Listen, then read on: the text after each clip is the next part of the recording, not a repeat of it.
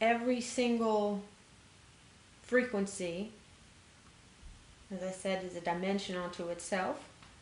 The frequency of the overall of this universe that you're in. But interestingly wise, your frequency fluctuates the whole time. It fluctuates the whole time. But it usually it is at a certain bandwidth. Unless there's a shift, there's a transformation that happens within you.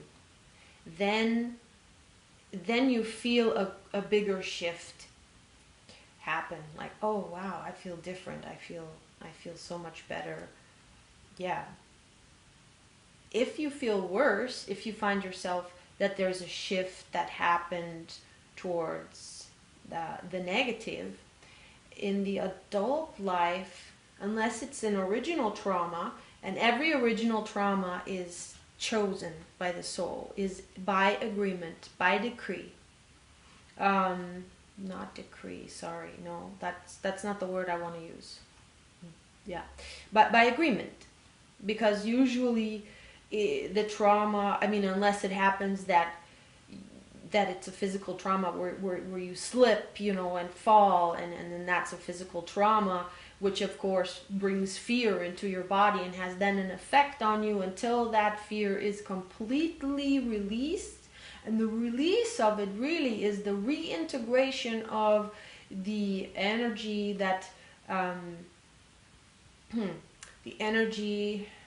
was locked in, that wasn't able to. So there was like this trauma, like big happening, big lots of fear, and that's now locked in your body. The release of it is at the same time the integration, because it's never released outside, like you release something out, like you emit something or release something outside of yourself. The release of it is actually the receiving of it fully, because it happens, the liberation of it happens through the heart portal into, because the heart, and the heart has to open up to it. So when the heart, depending on how much fear it is, if it can't fit through the heart, let's just say, because the heart is not big enough, then it takes the time in your life to open up your heart, and then every time your heart has opened, then it's time again that you can receive more of the fears, and the fear-based negative emotions stored in your body can also be sadness. And usually we don't equate sadness as a fear-based emotion, because you don't feel fear when you're sad. It's a different feeling, but it's still, when I say fear, it is separation-based. Sadness is still, it can only stand, it can only hold itself in your body in the illusion of separation from God. Because in the oneness with God, sadness cannot exist. And when your consciousness opens up to the oneness with the divine, in moments where this happens, then the tears flow. That is the release of stored, literally stored fear or sadness. Sadness in your body.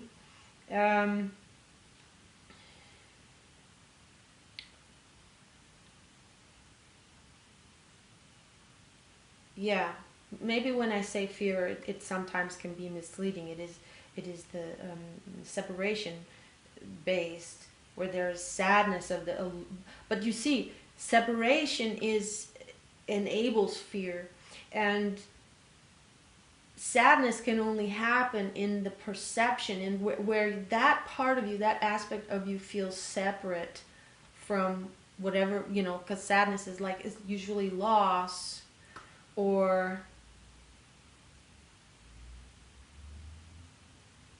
yeah, I mean, we can tell many stories. I don't want to get into that, but in oneness, Whatever happened, happened as a happening. It just happened. There is no particular one that did anything, that did this terrible thing. Or if it's guilt, then when you open your heart and you experience yourself as pure consciousness, or even doesn't have to go all the way back, and just as a higher aspect of yourself, you go deeper into your soul, then all of that is held as a part of a greater story, with always with the purpose of embodying the divine, embodying divinity, embodying the light, embodying consciousness. And what happens in the process of embodying consciousness, consciousness falls asleep, forgets that it is one, forgets that it is connected to all life. Fear happens because in the separation, in that sense of separation from God, which is the same sense of separation from life, now everything that is separate from you is a potential foe, is a potential something that could go against you, that could harm you. So there is immediately fear, and there's also immediately sadness, because it's this aloneness, it's this feeling of aloneness. And because it is an illusion, and the truth is that you are always a part of the web of life, the web of light. All souls are connected, literally, and that is what is called the tree of life, because every single, even the tips of the leaves of a tree are connected to the deepest roots in the ground, and back to that root that is the original seed, So it is just when along the way of that tree, the energy is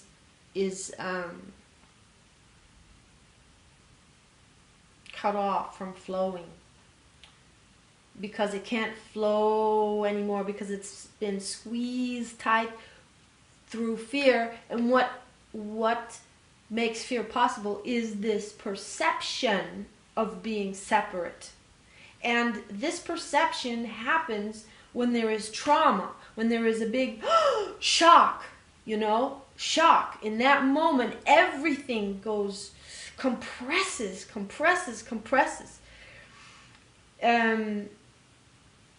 And there has been for that moment,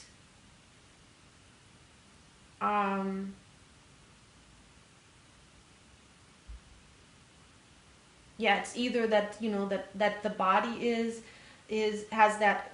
As soon as there's a body, that's the thing. As soon as there's a body, there is the fear of because the body needs to, has this program of, it has to be alert, because the body can die. The soul can't die. So your being cannot die. Only the body can die. And so with the body already, this is instilled, that fear is possible. But then it continues into all this other fear that has nothing to do with the body being afraid of dying. But it lends itself to the ability to be afraid. And then when that happens, a shock and a trauma, then the squeezing happens, the more energy comes, then can be integrated. The heart, because the heart closes in that moment of fear, the squeezing, so the heart closes, so all that energy that was there wasn't able to come full circle, to connect, So parts of that were didn't make it through, didn't make it back home, and that's what's stored in the body as fear, and that's what creates blockages, and that's what keeps the body from performing at peak performance. And this then also has the effect of affects your overall frequency, because that the fear frequency is of course the lowest frequency. And so it keeps you also dialed in to the lower frequential dimension. every single dimension, which all dimensions are always everywhere, you know, like all dimensions are here now, everywhere. And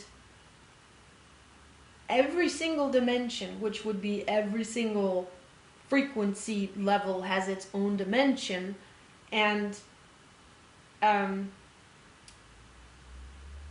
every dimension is the universe. And then of course, you know, your physical reality, which is your space, the space-time vantage point of your physical reality, has it is at the same time what we call timeline, which means into the past and into the past and into the future eternally.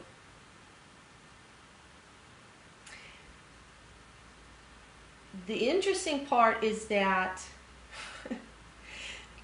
so depending on your perspective, depending on your overall frequency, and as we are fluctuating and as we are transforming, now, as I said, the original trauma, that is something that is agreed upon, and that is before you, but it's not necessarily before you incarnate, because the whole time as you are going through your incarnation, the higher parts of you are, you know, they're checking in, and they're seeing, okay, well, how can the tip of me, the densest part of me, experience the greatest growth without falling, falling is going so deep into density that once the body dies, the soul cannot reincarnate, because it has fallen so deep into the dark, into density, into fear, that it cannot remember itself.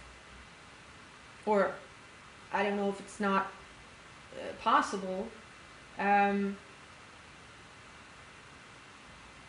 What is not possible is that if it doesn't, it cannot on its own remember itself.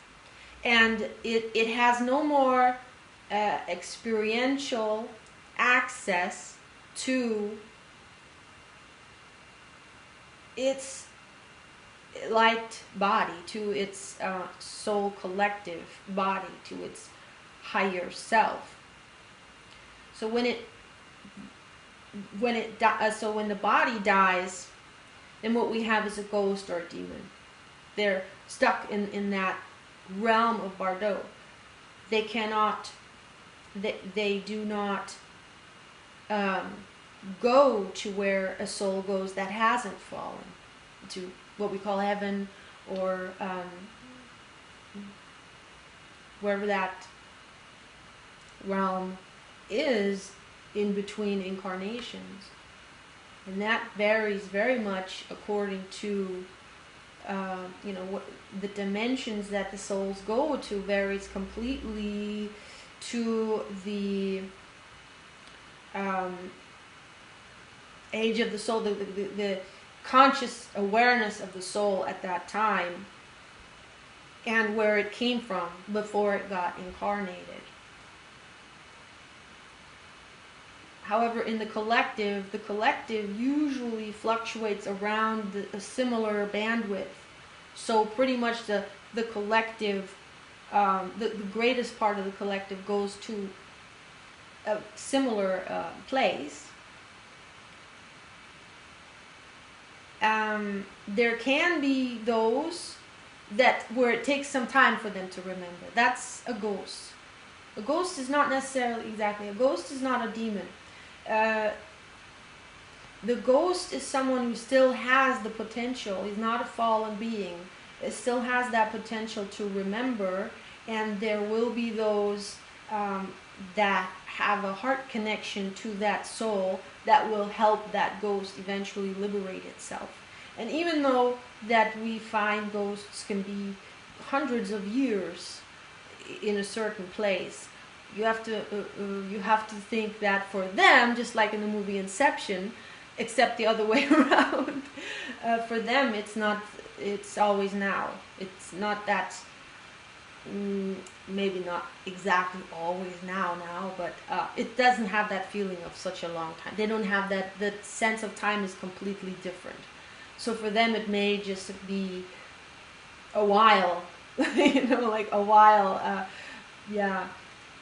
So, a demon is then a being that has actually the fallen, that those are the fallen ones that are called the fallen angels.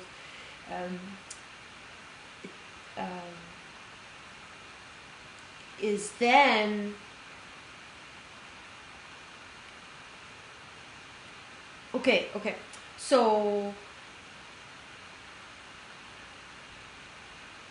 yeah, so on the higher levels, the greater soul is interested in the greatest amount of experience and growth, embodiment of the light as possible, without pushing, without getting so ahead of itself or being so courageous that it will push itself over the edge into becoming a demon, to the fallen one. However, that can happen, and that has happened many times.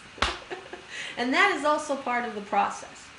Yeah, that is because we do go into the darkest places to expand, to bring the light into ever greater density. And once that has, however, happened, the falling, then there's which of course is the case on a big scale in the whole universe. It's just part of what happens, is falling happens, and then comes the process of bringing them back home, bringing the demons and the ghosts and all those entities that have fallen into the shadow, that are stuck in the shadow, bringing them back into the light, which is healing, which is remembering the truth. And for the fallen ones, oftentimes, for the demons, the only way back is, because they cannot be like a ghost, remembered and liberated, because they're beyond that. That's why they're called fallen. For them it is that, because they are aspects, what they're doing is the soul collective that they were a part of, that then that individual soul, let's say, fell, became a demon. The soul collective, so the monad, the avatar, the rishi soul collective, and then the rishis soul collectives are all connected. That's the web of life. It draws it down. It draws the light out, not the light. It grows the shadow. So the next one that it is attached to in the soul collective, it feeds itself by creating fear. It is like the next one it is attached to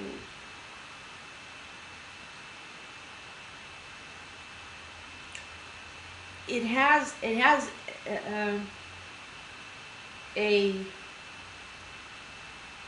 impact on them. It has an impact on them. It creates fear. And if that being is not conscious of the demon that is an aspect of itself, then it will simply experience fear, and it will experience all kinds of because wherever that being has experienced a trauma, that is where the demon is feeding off of that, and it is keeping that alive. And so every time because we repeat, that's the thing, once you have that indent, once you have that trauma, it comes back and back and back. it is because it gets triggered. Why? Because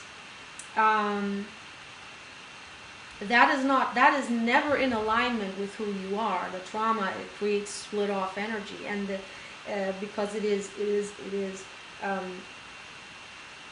not in harmony with who you are. It is believing in a lie, and is causing fear and causing the energy to split off. Why? Because it's in reverse. It's not flowing in the same direction, let's say positive, it's flowing negative. It's in the reverse. So, when you hold two, let's say, magnets or two currents that go in two opposite directions, they don't flow harmoniously. What happens is this split off, yeah? So that's in the energy field what's going on after a trauma, and if there is a demon in your collective, that's what feeds them. And if they get fed, it's like they draw more. They activate that more, and they have an impact on you. So until that being of the light that is now having like a demon on its back, feeding off of the fear, until that being recognizes its trauma that allows the demon to have access, that actually is a hole in your aura where you lose light. What happens is that the light gets sucked into through the hole, but it doesn't come out as light because it's the reverse. It comes out as the most squeezed, dimmed light. So it's dimmed light. It's fear energy, and that creates. It's like it pulls the whole experience down into a lower dimension, and also a lower timeline.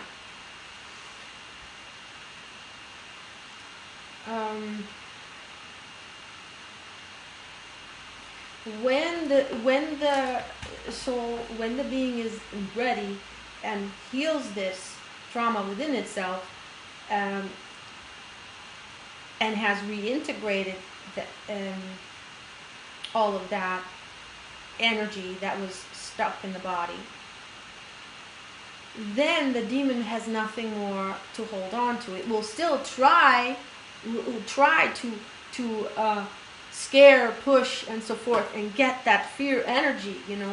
That's what they're all about, because they otherwise, if the shadow doesn't get fed, it dissipates. It just dissolves. It's not real anyways. It's all completely an illusion. So that's how the demon gets, in that sense, it gets healed, because the soul that is identified as the demon, which is a little quantum of light in that demon, that it, however, has no access to, because the heart chakra, when it was still in a physical body, closed down so much the light could come could come through anymore, and the light body, not just that, but also it couldn't be integrated. Anymore. The fearful energies that it went through that made it fall could not be integrated into the physical body, could not be healed. So it's like a ball of stuck, fear, dark, squeezed energy. And the only way that it, in its identification of itself, which is a complete illusion, so it is completely operating out of fear and survival. All it knows is fear, fear, fear, fear, fear, fear, fear, fear, fear, fear, fear, fear, fear. That's all it knows. Terror, horror, awful, terrible feelings, sadness, sadness, sadness. That's all it knows. Just feeding to, as in its idea, stay alive. Of course, in reality, it is its soul, but doesn't know that. And the soul is completely asleep. has no way, and then its higher soul has no way of accessing it because it's fallen. All that the higher soul can do, and then the being that it is, the soul that it is connected to in its web of light, in its soul collective, where that it is feeding off of, is heal themselves, and then that demon falls off, no longer gets fed, and it dissolves very, very, very quickly, which then releases the soul quantum back to the one light. And it's not a release. Well, yeah, it's a release, but the quantum of light, that soul, what happens is, it's one with God, and it's like it was never separate from the beginning, and it just, there's that realization. Maybe that realization doesn't happen in that way, in the fallen way, but however God realizes, so God, the God spark that was there in that demon, realizes, oh, I was never separate. I was never separate. It was like a dream. It was a nightmare. It was a total nightmare, now I wasn't aware of it. And so that's how it gets healed and it gets released. So yeah, like, we don't need to do exorcism or anything. I mean, I have heard exorcism happening, and it sounds terrifying. It sounds absolutely terrifying. I heard it in Africa. But at the same time, in their mindset, if it gives them a sense of safety, then that's a good thing. That's a good thing. Because safety, feeling safe, is the opposite of fear. And the most important thing in order to heal yourself, the first step is to come out of fear. Regardless what your mind, what your conditioned mind needs to get you out of fear. That's the first step. And then first you have your capacities to hold that which is in you in fear. First you have to come out of fear. So that's why exorcism, works for some people. I'm just saying it's not necessary to release a demon and to also dissolve a demon. It's not killing, because there's nothing that is dying. It's just the illusion that is dissipating, and all that. Also, what gets released is all that bundled fear energy in that moment of when the quantum reemerges with the light. It all completely dissolves.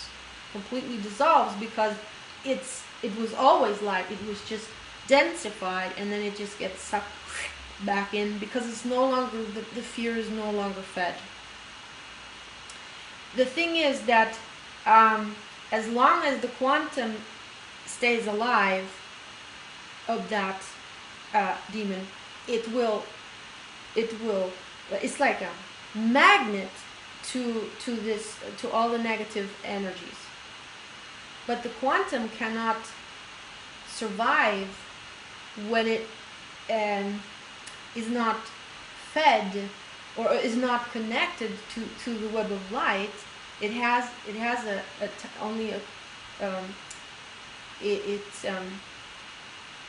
it doesn't stay forever. It doesn't stay forever, and every life form, even if it's a quantum of light, a soul, has a lifespan. Because every form is subject to some dimension, subject to some time space, and thereby subject to change, and thereby subject to being born and dying. So coming and dissolving, growing and dissolving. But it's just the form. The consciousness always grows.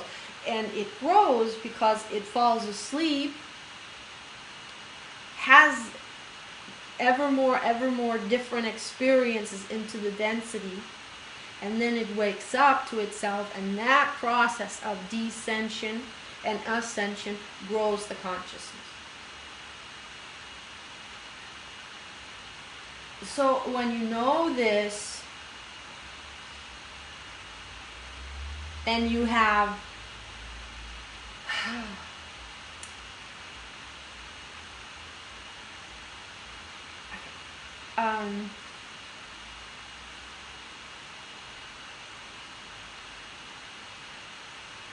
okay, I'm just gonna leave it at that for now.